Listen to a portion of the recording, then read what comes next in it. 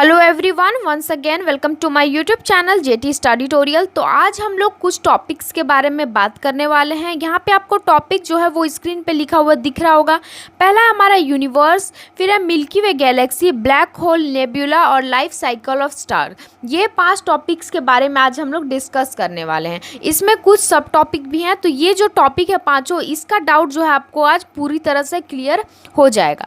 तो चलिए हम स्टार्ट करते हैं। तो देखिए यहाँ पे जो आपको पिक्चर यहाँ पे दिख रही होगी, ये क्या है।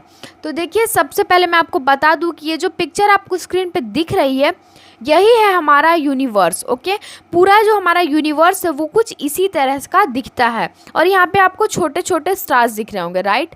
लेकिन ऐसा नहीं है। ओके, ये जो है वो स्टार्स नहीं है, ये है हमारा गैलेक्सीज। ओके, हमारा जो यूनिवर्स है उसमें कई सारी गैलेक्सी हैं। ओके, और इसी में एक गैलेक्सी हमारा है जिसका नाम है मिल्की वे गैलेक्सी। ओके, और इस गैलेक्सी के अंदर एक सोलर सिस्टम है। इस सोलर सिस्टम के अंदर ही हमारा एक प्लैनेट है जो कि है अर्थ। ओके, तो आई होप कि आपको समझ में आ गया होगा कि यूनिवर्स क्या होता है। ठीक है, अब देखिए हम लोग बात करते हैं यूनिवर्स के डेफिनेशन के बारे में। ठीक है, तो जितना भी चीज़ आपको पता है, चाहे वो किसी भी तरह का चीज़ हो, कोई भी चीज़ हो जो कि आपको पता है कि वो रियली में एग्जिस्ट करता है, वो हमारे यूनिवर्स के अंडर में ही आता है। ओके, चाहे वो प्लैनेट्स हो, स्टार्स हो, गैलेक्सी हो, या फिर किसी तरह का फॉर्म ऑफ एनर्जी हो, या कोई अदर फॉर्म ऑफ मैटर्स हो, ये सारे जो हैं सारे के सारे ये यूनिवर्स के अंडर में ही आते हैं। ओके, तो आई होप कि आपको यूनिवर्स के बारे में समझ में आ गया होगा कि यूनिवर्स एक्चुअली है क्या। ओके, अब देखिए यहाँ पे एक बहुत बड़ा क्वेश्चन ये अराइज होता है कि how universe formed. Okay, universe कैसे बना।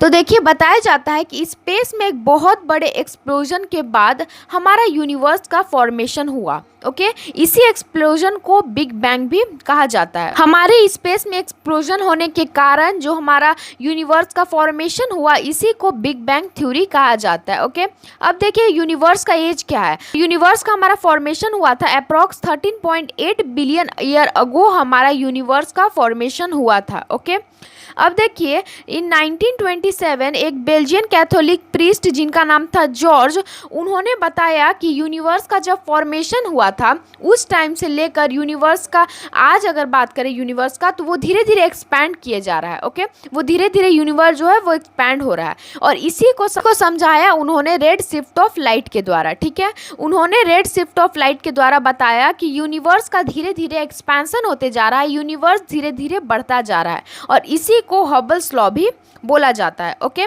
अब देखिए हम लोग बात कर लेते हैं ब्लैक होल के बारे में। आपको यहाँ पे जो स्क्रीन पे एक पिक्चर दिख रही है, यही है हमारा ब्लैक होल। ऐसा ही हमारा ब्लैक होल दिखता है, ऐसे ही आपको भी पता है, ऐसे ही हमें भी पता है, और ऐसे ही सबको पता है कि ऐसा ब्लैक होल दिखता है। ठीक है, अब देखिए ब्लैक होल होता क्या है। तो ब्लैक होल ऐसा है कि स्पेस में रीजन है जहाँ की ग्रेविटी जो है वो बहुत ही ज़्यादा स्ट्रॉन्ग है।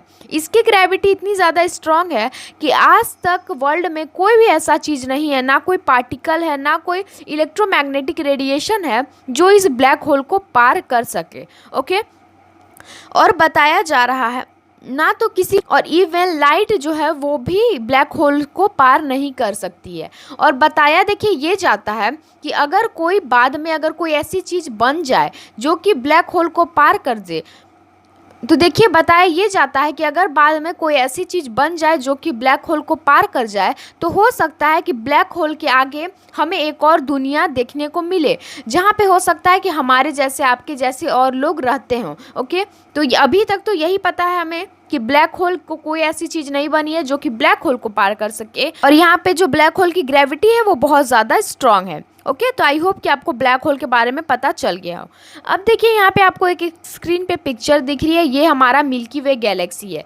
जैसा कि मैंने आपको पहले बताया था कि यूनिवर्स के अंदर बहुत सारी गैलेक्सीज हैं, और उन गैलेक्सी में एक गैलेक्सी हमारा है जिसका नाम है मिल्की वे गैलेक्सी। ओके, इस मिल्की वे गैलेक्सी में ही एक सोलर सिस्टम है, उस सोलर सिस्टम में हमारा प्लैनेट अर्थ है जहाँ पे हम लोग रहते हैं। ओके, तो ये है पिक्चर मिल्की वे गैलेक्सी का।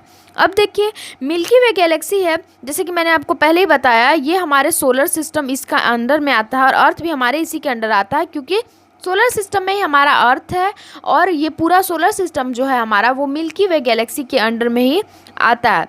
ओके, अब देखिए हम लोग मिल्की वे गैलेक्सी के बारे में कुछ इंपॉर्टेंट पॉइंट्स जान लेते हैं। तो देखिए अगर एज की बात करें तो 13.51 बिलियन ईयर अगो हमारा जो मिल्की वे गैलेक्सी है इसका फॉर्मेशन हुआ था। और देखिए कई सारे एग्ज़ाम में ये एक क्वेश्चन बहुत ज़्यादा पूछा जाता है कि मिल्की वे गैलेक्सी का शेप क्या है। तो ना तो इसका शेप सर्कल है, ना ओवल है या फिर स्क्वायर है, किसी भी तरह का इसका शेप नहीं, इसका शेप पूछा जाएगा। तो आपको याद रखना है कि मिल्की वे गैलेक्सी का स्पाइरल शेप होता है, ठीक है, स्पाइरल शेप। तो आपको नाम याद रखना है। और देखिए हमारा जो गैलेक्सी है मिल्की वे गैलेक्सी, इसके अंदर बहुत सारे स्टार्स हैं, कॉमेट हैं, मेट्रॉइड्स हैं, हमारा सोलर सिस्टम है, प्लैनेट्स हैं। ओके, अब अगर हम लोग नंबर ऑफ स्टार्स की बात करें तो हमारा जो मिल्की वे गैलेक्सी है इसमें अप्रॉक्स 100 से लेकर 400 बिलियन स्टार्स हैं। तो अब देखिए कितने ज़्यादा अमाउंट ऑफ स्टार्स जो हैं हमारे मिल्की वे गैलेक्सी में, अप्रॉक्स 400 बिलियन स्टार्स हमारे मिल्की वे गैलेक्सी में है। ओके, अब देखिए एक रीज़न है जहाँ पे हमारे गैलेक्सी में, जहाँ पे हमारा सोलर सिस्टम लोकेट है करता है, ठीक है, जहाँ पे हमारा सोलर सिस्टम है। तो अगर एग्जाम में पूछा जाए कि हमारा सोलर सिस्टम कहाँ लोकेटेड है मिल्की वे गैलेक्सी में, तो आपको ये नाम याद रखना है, आपको इस रीजन का नाम याद रखना है जो कि है ओरियन साइग्नस आर्म। ओके, ये जो आर्म है ओरियन साइग्नस आर्म, यहीं पे जो मिल्की वे गैलेक्सी में यहीं पे हमारा सोलर सिस्टम है। तो आपको याद रखना है नाम। ओके, अब देखिए हम नेब्यूला के बारे में बात करते हैं। तो देखिए नेब्यूला कुछ और नहीं होता है, एक क्लाउड होता है जो कि बना होता है डस्ट से, हाइड्रोजन से, हीलियम से और भी कई सारे गैसेस से ये बना होता है। ओके, ये डस्ट का आपको मेनली याद रखना है कि नेब्यूला एक क्लाउड होता है जो कि डस्ट, हाइड्रोजन, हीलियम और भी कई सारे गैसेस से ये बना होता है। और कुछ आपको यहाँ पे याद नहीं रखना है, इसी को हम लोग नेब्यूला कहते हैं। ओके, डस्ट का क्लाउड को नेब्यूला कहा जाता है। अब देखिए हम लोग बात करते हैं कि लाइफ साइकिल ऑफ स्टार्स के बारे में, ठीक है, कैसे एक स्टार बनता है, कैसे वो ख़त्म होता है, उसके डाइंग स्टेज से उसके बनने से लेकर डाइंग स्टेज तक के बारे में आज हम लोग बात करने वाले हैं अभी, ठीक है। तो देखिए कोई भी जो स्टार है वो सबसे पहले बनता है नेब्यूला से, ठीक है। अब देखिए यहाँ पे आप देख सकते हैं, यहाँ पे दो टाइप ऑफ स्टार्स यहाँ पे फॉर्मेशन इसका हो रहा है। तो पहले जो है किसी भी तरह का स्टार हो, चाहे वो छोटा स्टार हो या बड़ा स्टार हो, वो सबसे पहले बनता है नेब्यूला से ही, ठीक है।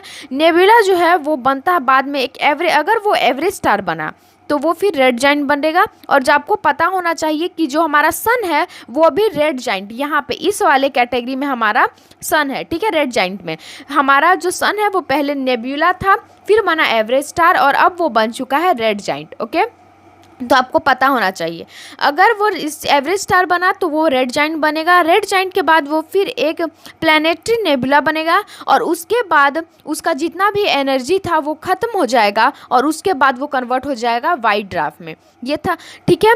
तो ये था अगर नेबुला से अगर एक एवरेज स्टार बनता है। लेकिन अगर कोई मैसिव स्टार बनता है नेबुला से तो वो रेड सुपर जाइंट बनता है, ठीक है। और ये रेड जाइंट का जो साइज़ है वो बहुत ज़्यादा स्मॉल होता है अगर हम लोग कंपेयर करें रेड सुपर जाइंट के साइज से, तो ठीक है। देखिए यहाँ पे जो रेड सुपर जाइंट है, यहाँ इसका जो कोर है वहाँ पे एक एक्सप्लोजन होता है, ठीक है।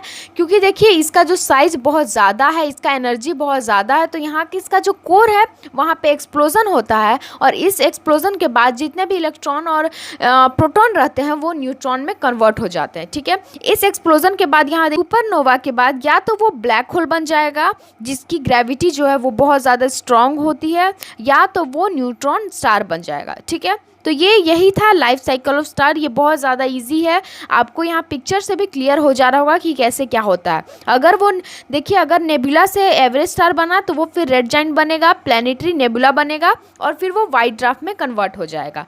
लेकिन अगर नेबुला से मैसिव स्टार बना तो वो बनेगा रेड सुपर जाइंट, उसके बाद बनेगा सुपरनोवा और हो सकता है सुपरनोवा के बाद या तो वो ब्लैक होल बने या तो वो न्यूट्रॉन स्टार बने। ओके, और आपको पता होना चाहिए कि अभी जो हमारा जो सन है वो इससे पहले एवरेज स्टार था, मैसिव स्टार नहीं था, एवरेज स्टार था, ठीक है। और अभी जो हमारा सन है वो रेड जाइंट के कैटेगरी में है, ठीक है। अब चलिए हम लोग बढ़ते हैं आगे।